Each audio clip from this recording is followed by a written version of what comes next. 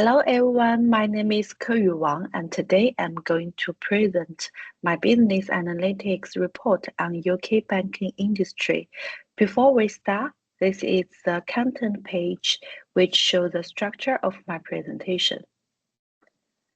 Then come to the executive summary, which gives a brief overview of the report, including the purpose of research, the data resources, and the method used, and the key findings. Now let's begin to the main part of my presentation. Business analytics is an important tool that uses the data to support decision-making and improve organizational performance. In this presentation, I will show how business analytics help us to understanding the UK banking industry using data from 10 banks over 10 years. The UK banking industry is a key part of economy, generating 132.5 billion in revenue in 2025 and employing nearly 300,000 people. However, the industry faces the challenges such as high inflation, rising interest rates from the Bank of England, and increases the living cost linked to the more low defaults.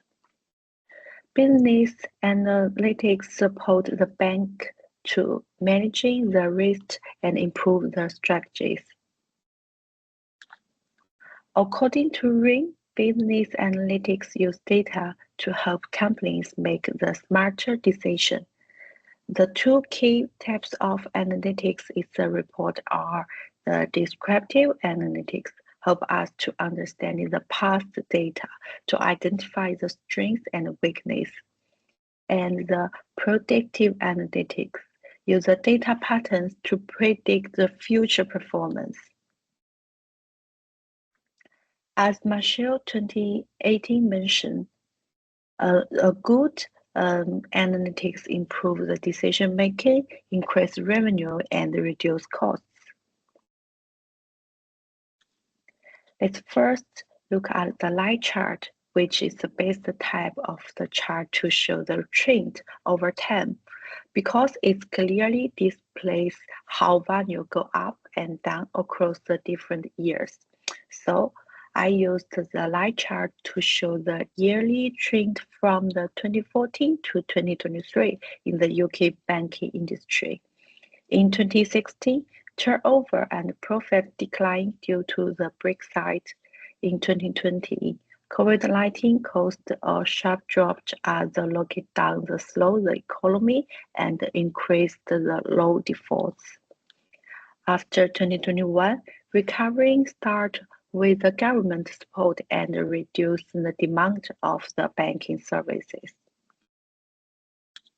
Next is descriptive analytics. On the slide, you can see a table with the value from the different financial indicators that help us to compare the performance of the banks. Before talking about the data, I would like to explain some key terms in the table. The mean means the average value. The median is the median number in the data. The maximum is the largest value. The minimum is the smallest value. Standard deviation shows how much the number are spread out. Average turnover was 13.64 billion, but the median was much lower, showing that a few large banks has very high revenue. The profit after tax also varied a lot, while the average was 2 million, but some banks actually reported the losses of over 1 million. Profit margin ranged from the minus 18.57% to 59.94%, showing a big difference in efficiency.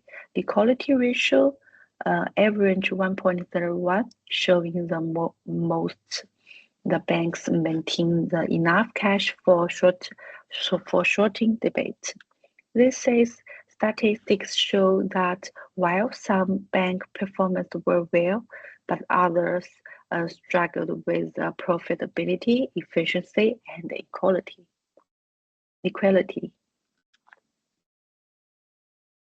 The correlation shows the relationship between the two variables.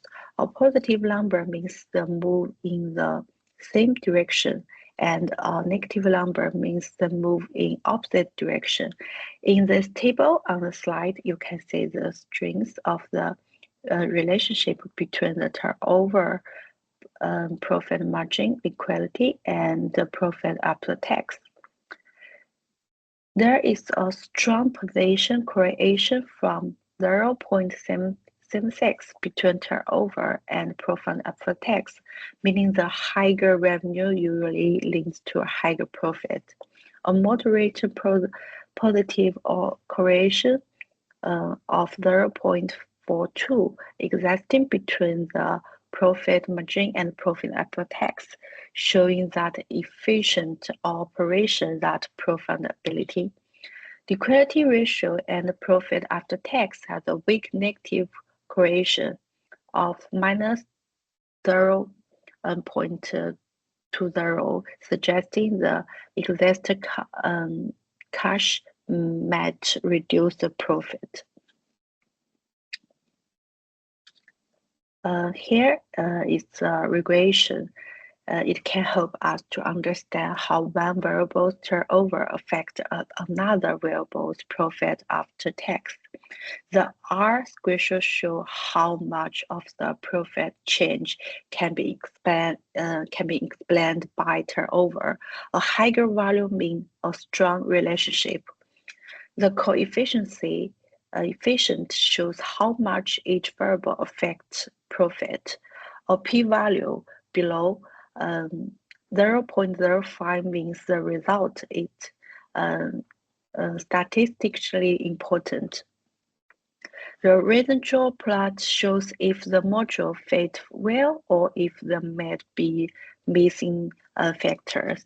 In this table, we can see 16% of a profit variation is explained by turnover. The p-value was very low, provided the turnover is a significant predictor.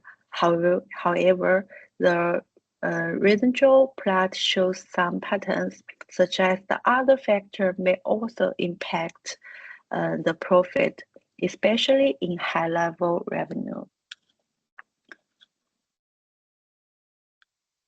To improve this practice, I include more variables in multiple regression module.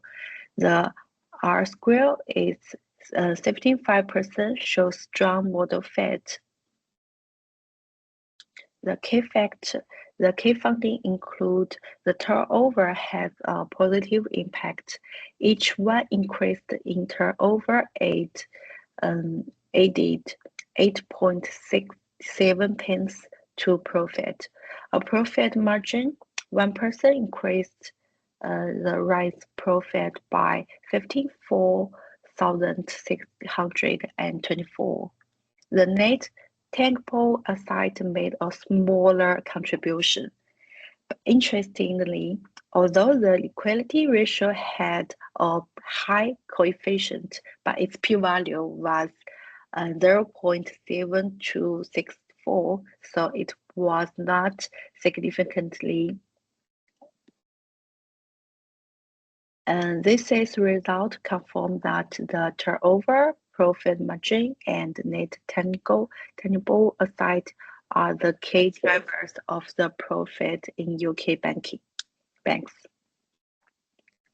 To summarize, the turnover, profit margin, and net tangible asset are the most important factor for profitability. The bigger banks usually make higher profit, but efficiency and the smart asset management are also necessary.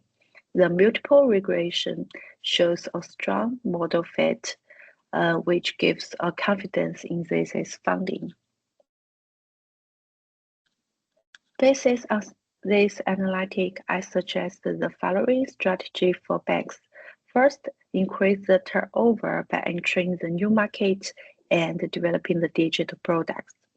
Next, optimize the profit margin through the better cost control and updated price strategy. Then, enhance the net and tangible aside by investment in high return projects and use advanced site management tools. Finally, manage the liquidity carefully, avoid too much the idle cash but keeping the enough to cover the short-term needs. The findings of the presentation are supported by relevant academic research, which you can see in the reference section. That's all for my presentation. Thank you.